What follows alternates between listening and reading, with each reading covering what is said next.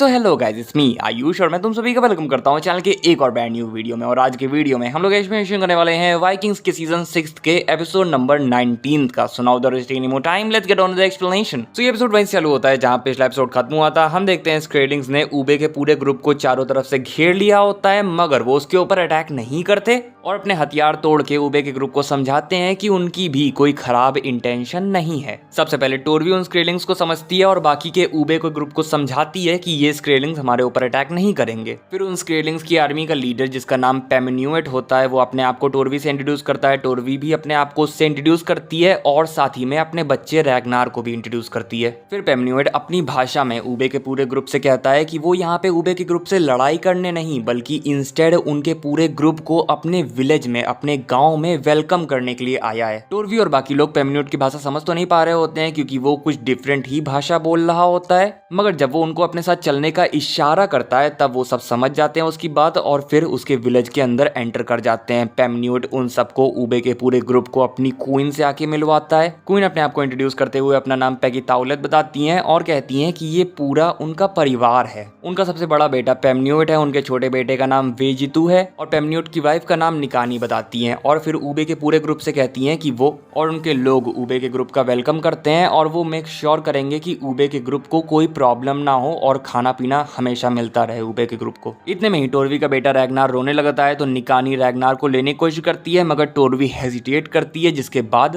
Peggy टाउलेट टोरवी की भाषा में उससे हेजिटेट ना करने को कहती है। फिर टोरवी अपने बच्चे को निकानी को दे देती है और रैगनार एक्चुअल में रोना बंद कर देता है और फिर ये सब आपस में अच्छे से खुश होके हंस के बातचीत करने लगते हैं। इसके बाद सीन 0 के किंग एल्फ्रेड के ऊपर जाता है जो कि अपने कुछ सोल्जर्स को आगे आइवर की आर्मी है कि नहीं ये चेक करने को भेज देते हैं। एल्सवर्थ किंग एल्फ्रेड के पास आके कहती है कि शायद अभी आइवर की आर्मी आगे होगी ही नहीं और इंस्टेड अभी वो लोग वेसेक्स के रॉयल विला में होंगे जहां आइवर खुश हो रहा होगा कि तुम बस ऐसे ही वेसेक्स के रॉयल विला को छोड़ के आ गए हो। इसमें किंग एल्फ्रेड एल्सवर्थ को समझाते हुए कहते हैं कि उन्होंने ऐसा इसलिए किया है क्योंकि वो जीतना चाहते हैं, अगर वो रॉयल विला में होते तो वो ना जीत पाते। इसके बाद सीन 0 के कैटेगरी की तरफ जाता है जहां इनग्रिड एरिक को बताती है कि उसने कुछ असैसिन्स भेजे हैं उस वाइकिंग राजा को मारने के लिए जिसने कि अपने किंगडम को और खुद क्रिश्चियनिटी में कन्वर्ट हो गया है। और उसके बाद वो एरिक से पूछती है कि आजकल वो उससे बात क्यों नहीं करता, जिसका एरिक जवाब देता है कि बात करने के लिए है ही क्या। इसके बाद सीन 0 के उस स्लेव के ऊपर जाता है जिसे कि एरिक ने इनग्रिड को जान से मारने का ऑर्डर दिया होता है। इस स्लेव का नाम होता है ऑर्डलिग। ये अभी बहुत ही डरा हुआ और कंफ्यूज्ड होकर बैठा है, जिस वजह से एक अनदर स्लेव इसके पास आके इस चीज का कारण पूछती है और ऑर्डलिग जवाब देता है कि एरिक ने उसे ऑफर दिया है कि अगर वो इनग्रिड को जान से मार डालता है तो एरिक उसे फ्री कर देगा। जो सुनने के बाद वो स्लेव औरत बहुत ज्यादा खुश हो जाती है। ऑर्डलिग तो इस बात से बहुत ही डरा और कंफ्यूज्ड होता है कि उसे इनग्रिड को मारना है जो कि कैडागेट की क्वीन है, मगर वो स्लेव औरत ऑर्डलिग को समझाती है कि हमारी जिंदगी ऑलरेडी ही बहुत ज्यादा खराब है और इससे ज्यादा खराब नहीं हो सकती, जिस वजह से वो ऑर्डलिग की इनग्रिड को जान से मारने में मदद करेगी क्योंकि वो भी आजाद होना चाहती है। इसके बाद सीन टोरवी पे जाता है जो कि सबसे कह रही होती है कि उसे नहीं लगता कि ये स्क्रेलिंग्स हमारे साथ कुछ बुरा करेंगे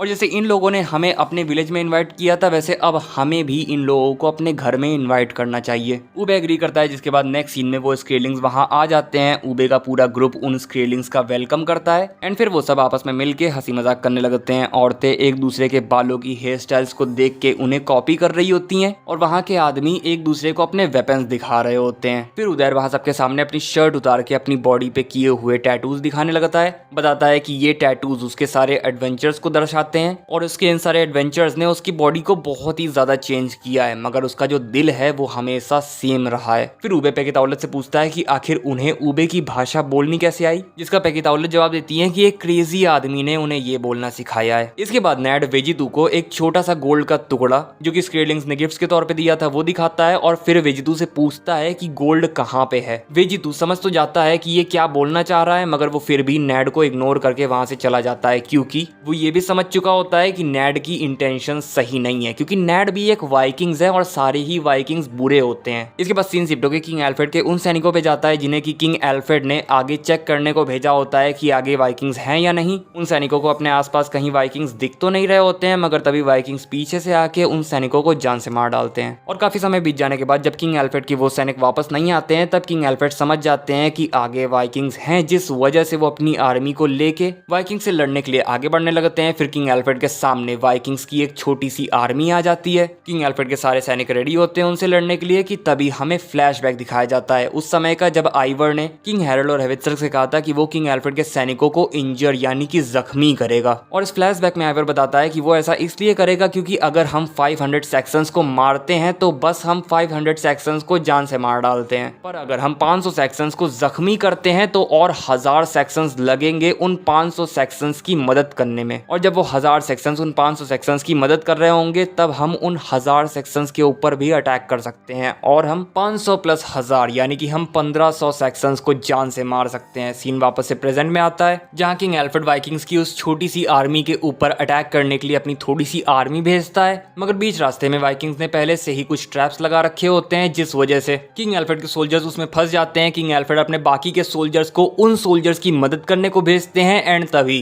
बाकी के जितने वाइकिंग्स छुपे होते हैं और सारे के सारे वाइकिंग्स उन सोल्जर्स के ऊपर अटैक कर देते हैं, जो देख के किंग एल्फ्रेड भी अपनी आर्मी को लेके वाइकिंग्स के ऊपर अटैक कर देते हैं। मगर आइवर ने जो ट्रैप्स लगाए होते हैं उस वजह से किंग एल्फ्रेड के काफी सारे सैनिक मारे जा रहे होते हैं। मगर ये तो कहना पड़ेगा कि किंग एल्फ्रेड और उनके सारे सोल्जर्स बहुत ही हिम्मत वाले हैं, क्योंकि इतने सारे डिसएडवांटेजेस होने के बावजूद वो सब अच्छे से लड़ रहे होते हैं। आइवर ऊपर से तीरों से भी किंग एल्फ्रेड के सोल्जर्स के ऊपर अटैक कर रहा होता है। किंग एल्फ्रेड के घोड़े पे तीर लगने की वजह से किंग एल्फ्रेड अपने घोड़े से नीचे गिर जाते हैं, मगर फिर भी किंग एल्फ्रेड काफी अच्छी तरह से फाइट कर रहे होते हैं। किंग हैरोल्ड भी बहुत ही अच्छी तरह से लड़ रहा होता है और ओवरऑल हर कोई काफी अच्छी तरीके से लड़ रहा होता है और पूरा बैटल काफी तगड़ा वाला होता है। इसके बाद आइवर किंग एल्फ्रेड के सोल्जर्स के ऊपर तेल डलवा के उनमें आग लगा देता है, जिससे कि किंग एल्फ्रेड के और भी सारे सोल्जर्स मारे जा रहे होते हैं। फिर हमें हेवित्सर दिखाया जाता है जो कि ऑल्सो काफी अच्छी तरह से लड़ रहा होता है। इसके बाद आइवर के दो सैनिक किंग एल्फ्रेड के सैनिकों की ड्रेस पहन के एल्सविथ को किडनैप करने आते हैं, मगर ये चीज एल्फ्रेड देख लेता है जिस वजह से वो एल्सविथ को बचाने के लिए जाता है। तो फिर एक आइवर का बंदा